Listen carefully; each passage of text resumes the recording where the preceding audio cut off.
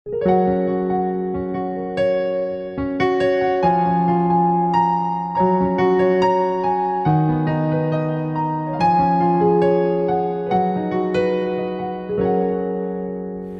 Bapak Ibu, Saudara-saudari yang dikasihi Tuhan. Salam jumpa kembali dan salam damai sejahtera untuk kita semua. Pada saat ini mari kita mendengarkan firman Tuhan. Sebelum kita mendengarkannya, mari kita berdoa. Terima kasih Tuhan, sebab sampai pada saat ini Engkau masih memberikan kehidupan, kesehatan, dan keselamatan kepada kami. Pada saat ini kami ingin mendengarkan serta merenungkan firman-Mu. Berfirmanlah Engkau bagi kami, sebab kami sudah siap mendengarnya. Di dalam nama Tuhan Yesus kami berdoa. Amin. Bapak Ibu, Saudara-saudari yang dikasihi Tuhan, firman Tuhan yang akan kita dengarkan pada saat ini, mari kita buka di dalam kitab Injil Markus pasal 1 ayat 21 sampai 28. Beginilah bunyinya. Mereka tiba di Kapernaum. Setelah hari Sabat mulai, Yesus segera masuk ke dalam rumah ibadat dan mengajar. Mereka takjub mendengar pengajarannya, sebab ia mengajar mereka sebagai orang yang berkuasa, tidak seperti ahli-ahli Taurat. Pada waktu itu, di dalam rumah ibadat itu ada seorang yang kerasukan roh jahat. Orang itu berteriak, "Apa urusanmu dengan kami, hai Yesus orang Nazaret? Engkau datang hendak membinasakan kami? Aku tahu siapa engkau, yang kudus dari Allah."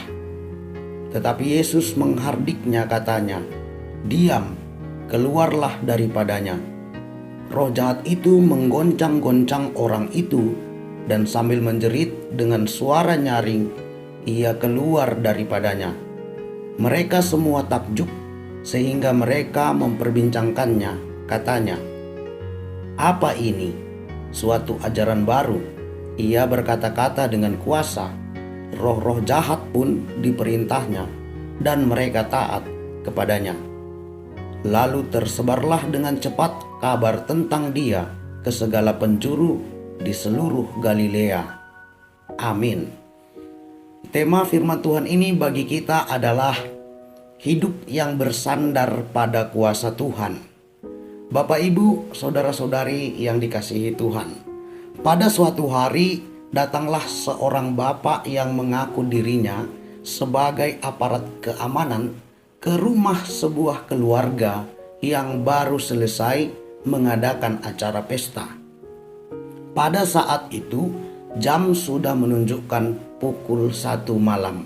Acara pesta mereka sudah selesai, tetapi acara hiburannya belum dihentikan. Ia datang untuk meminta supaya mereka menghentikan acara tersebut, sebab suara mereka mengganggu orang lain yang sedang beristirahat. Tetapi secara spontan, seorang bapak yang lain menjawab, "Atas dasar kuasa dan perintah siapa Anda menghentikan acara kami? Ini kan rumah kami. Anda jangan sok jadi pahlawan dan jangan sok taat pada peraturan." Singkat cerita Bapak Ibu, ketika ia mendengar jawaban yang sudah diiringi kemarahan itu, ia pun terdiam dan segera pergi. Sebab memang tidak ada orang yang memberi kuasa dan perintah kepadanya untuk menghentikan acara itu. Dia melakukan penghentian itu karena inisiatifnya sendiri. Ia mau menjaga supaya tidak terjadi keributan dengan warga lainnya.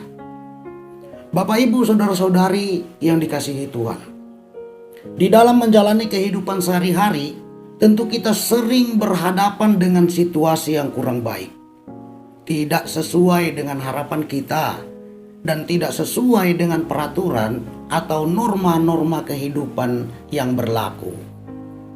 Dalam menghadapi situasi yang seperti itu, kita harus bergerak menurut sebuah kuasa yang menyertai kita.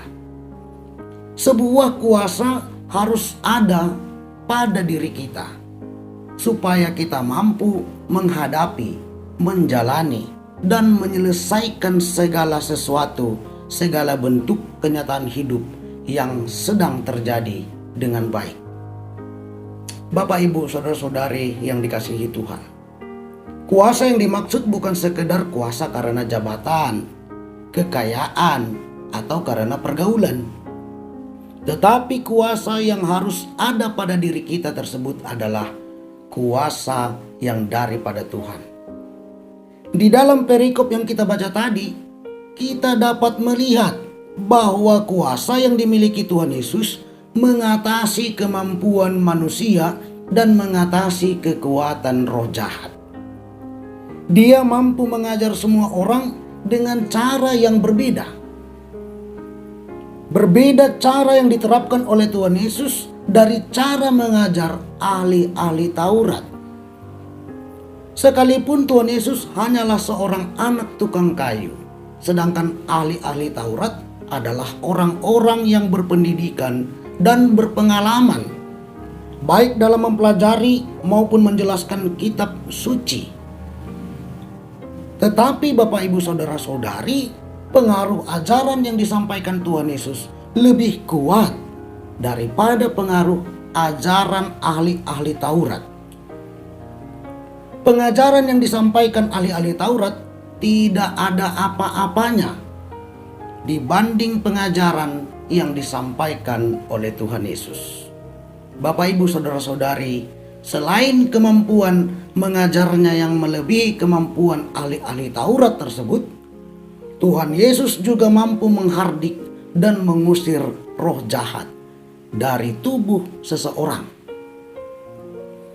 Dan ketika mereka yang hadir pada saat itu mendengar dan menyaksikan apa yang dikatakan dan apa yang diperbuat oleh Tuhan Yesus, mereka pun takjub dan menyebarkan kabar tentang Dia ke segala penjuru.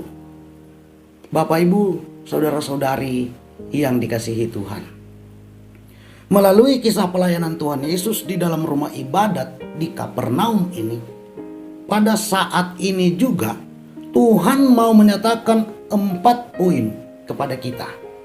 Yang pertama, Dia adalah Tuhan yang memiliki kuasa mengatasi kemampuan manusia dan mengatasi kekuatan roh jahat. Yang kedua, Dia adalah Tuhan yang menggunakan kuasanya untuk mengajarkan kebenaran dan untuk melepaskan orang dari cengkraman roh jahat. Lalu yang ketiga, Dia menghendaki kiranya kita tetap bersandar pada kuasanya dan tetap setia mengikutinya.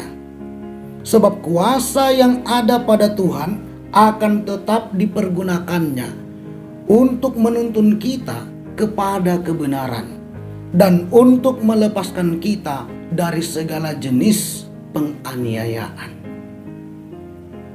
Lalu yang keempat, Dia menghendaki kita agar kita menggunakan kesempatan yang ada untuk menjangkau orang-orang yang jauh dari kebenaran atau orang-orang yang belum hidup di dalam kebenaran.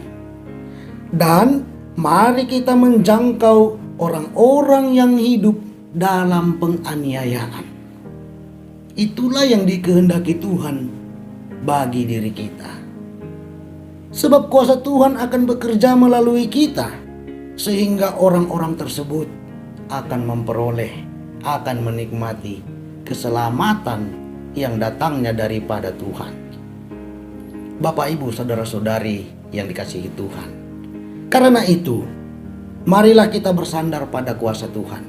Setialah kita mengikuti firman-Nya, dan jangkaulah semua orang yang belum hidup di dalam kebenaran, serta setiap orang yang masih teraniaya, mari kita jangkau. Itulah pola hidup yang bersandar pada kuasa Tuhan yang sebaiknya kita terapkan di dalam kehidupan kita sehari-hari. Sebab Nabi Samuel berkata di dalam kitab 2 Samuel 22 ayat 19 sampai 22. Mereka menghadang aku pada hari sialku, tetapi Tuhan adalah sandaran bagiku. Ia membawa aku keluar ke tempat lapang Ia menyelamatkan aku karena Ia berkenan kepadaku. Tuhan memperlakukan aku sesuai dengan kebenaranku. Ia membalas kepadaku sesuai dengan kesucian tanganku. Sebab aku tetap mengikuti jalan Tuhan dan tidak menjauhkan diri dari Allahku sebagai orang fasik. Lalu Rasul Paulus juga berkata di dalam kitab Roma 8 ayat 31 sampai 32 begini: jika Allah di pihak kita, siapakah yang akan melawan kita? Ia yang tidak menyayangkan anaknya sendiri, tetapi yang menyerahkannya bagi kita semua, bagaimanakah mungkin Ia tidak mengaruniakan segala sesuatu kepada kita bersama-sama dengan Dia? Jadi Bapak Ibu saudara-saudari yang dikasihi Tuhan, marilah kita hidup bersandar pada kuasa Tuhan. Percayalah bahwa kuasa Tuhan yang menjadi sandaran kita pasti menyertai kita dalam menjalani segala situasi. Dan kuasa Tuhan yang menjadi sandaran kita pasti bekerja melalui kita untuk mendatangkan kebaikan bagi orang lain. Amin. Mari kita berdoa. Terima kasih ya Bapa, pada saat ini kami sudah mendengar dan memahami firman-Mu. Kuatkan dan teguhkanlah iman percaya kami dan berikan kemampuan kepada kami untuk memahami firman-Mu dengan baik dan untuk menerapkan firman-Mu itu dalam kehidupan kami sehari-hari.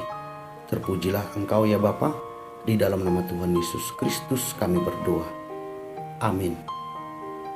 Shalom bagi kita semua.